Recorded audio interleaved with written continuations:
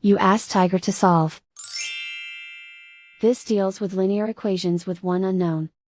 The final result is x equals -1/2. Let's solve it step by step. Group all x terms on the left side of the equation. Subtract 10x from both sides.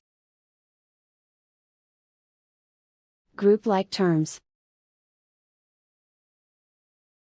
Simplify the arithmetic.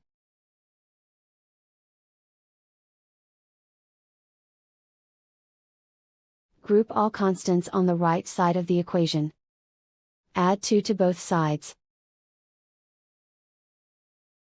Simplify the arithmetic.